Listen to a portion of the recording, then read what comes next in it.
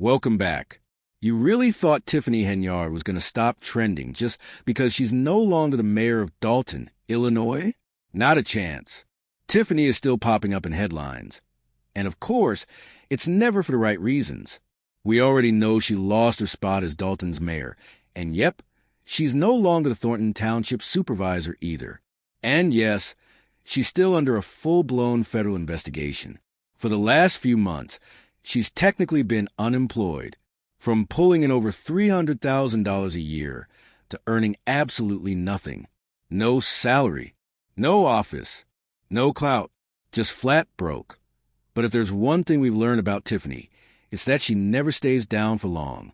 When the old hustle dries up, she just cooks up a new one. And after a little digging, guess what's surfaced? Tiffany Henyard has a brand new money grab already in motion. Thought the drama was finished when she left office? Not even close. Oh, and shout out to Tiffany. She just had a birthday. Happy 75th, Tiffany, just playing. But for real, she hit Facebook thanking everyone for the birthday wishes and plugging her sold-out book. She told fans, "Don't worry if you missed out. Click the link below to order." Then she wrapped it with her signature line. "Remember, I love you, and there's nothing you can do about it." Now hold up. Let's talk about this so-called book. It's titled Standing on Business, and she's charging $99.99 for it. Yep, Tiffany thinks her story is worth $100. She claims it's her journey from mommy moves to making history, promising readers a bold, unapologetic, transformational ride about leadership and purpose. According to Tiffany, she's not just showing up, she's standing on business. But based on the comments online, people aren't buying the hype. They're calling it what it really is, another hustle, and the internet wasted no time dragging her. One person wrote, "Typical con artist. Once one hustle dries up, they jump to the next." Another said, "Why pay $100 for her book when you can read the court transcripts for free?" Somebody else joked, "I'll wait for the bootleg version at the barbershop." Another chimed in with, "These books are now available in the clearance section of your nearest garbage can." Brutal. And it kept going. Does the book include a chapter on how to misuse public funds? One asked. Another added, "Even the last Harry Potter book didn't cost this much, and the whole world wanted to read that." Then came the personal shots. Someone said, $100? Girl, stop. You didn't do anything worth reading. I'm not that curious. And then you had Lamont, probably the lone positive voice, commenting, "Tiffany, congratulations. Great job." But let's keep it real. Lamont didn't buy that book either. Others went way left, saying things like, "She better save that book money for jailhouse commentary and commissary." Another added, "Tiffany, they're going to come for your cheeks in there, baby. You better pray someone saves you." And yes, it got even more unhinged from there. People weren't holding back. One person wrote, "Nobody's buying that book to read it. They're buying it just to toss in the fire. Just like she burned the people of Dolton." Another asked a real question. "Ma'am, how many books did you actually print before claiming they sold out?" And honestly, that's what it boils down to. Does Tiffany even have fans? We all know her name, sure.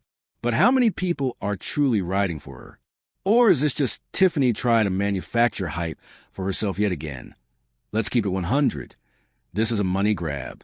Nothing more. Tiffany spent her time in office throwing free parties and living large with taxpayer money. Now she's flipped the script, expecting regular folks to drop $100 of their own cash on her book? Please. Back when she had power, people didn't pay a dime. Now she thinks she's Beyoncé with a Barnes and Noble exclusive? Not only is she trying to cash in on the wreckage she left behind, she's doing it like she's an A-lister. But the reality is, this isn't a book. It's bail money in paperback form that, let's be real, Tiffany Henyard isn't dropping a book because she suddenly found her inner author. Nah. This is just her trying to get her commissary stacked before the sentencing hammer falls. Gotta give it to her, though. She's thinking ahead, lining up money on the books before she actually needs money on the books. Classic Tiffany. Never missing a bag, even if it means scamming her way to grab it. And let's be honest, she probably bought her own copies just so she could post that Sold out flex. Girl, please. We see that $100 paperback for exactly what it is. Here's the thing. Just tell us the truth, Tiffany. Because the stunt, it screams pure narcissism. Like, who really does this? If I'm dropping $100 on a book, it better light up, play music, and come with a free subscription to Netflix. Instead, what do we get? A flimsy cover and Tiffany's delusions of grandeur. Charging that much says two things. One, she still thinks she's that girl, and two, she's clawing at her old lifestyle with broke energy. It's giving desperate. It's giving delusional. It's giving you're down bad, still pretending you're royalty. And let's talk about this sold-out story.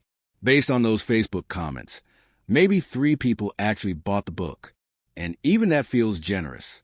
Yet she's parading it around like she just topped the New York Times bestseller list. Reality check. When God hands you a platform, don't fumble the blessing. Because once it's gone, it's gone. Tiffany had the power, the salary, the spotlight, and she fumbled it all. Now she's trying to pass off a $100 softcover as her redemption arc, while her 6-figure paycheck is just a memory. The truth? Tiffany doesn't have fans. She has spectators. People aren't paying to hear her truth. They're showing up for the train wreck. This isn't branding. It's panic. She's scrambling, grabbing at anything, hoping somebody somewhere buys into the illusion. She's not a mogul. She's a local celebrity in denial. And honestly, if she launched an OnlyFans tomorrow, you know she'd slap a $100 price tag on that too. And yes, some fool out there would probably subscribe. All right, moving on. There's this content creator everyone's been calling the new Kevin Samuels. Name? Black Guru. He goes live on Instagram constantly, and his whole thing is being brutally raw, especially with black women. There's this one lady who always hops on his streams, and it's clear she likes him, even though he roasts her every single time. It's wild. Soon as she joins, he hits her with, "Brush your wig." She fires back, "It's not a wig, it's a glue-in." "Sis, please." He doesn't let up either. Tells her, "Why you petting that thing on your head? It's sticking out like a satellite." She says she just got out the shower and didn't fix it yet. He claps back with, "Drop the phone. Go brush your hair. I'm not talking to you like this." And she stays. Doesn't leave. Then he goes, "You don't got the sense to comb your own head? What's going on?" It's giving Kevin Samuels flashbacks. And the bigger question is why some women keep pulling up just to get humiliated live.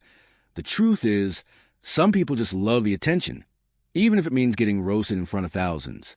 Not all women, but enough for it to keep happening. And this lady? She stayed on the live even after he told her flat out, "Go wash your wig." Internet insanity at its peak. But that's the power of clout.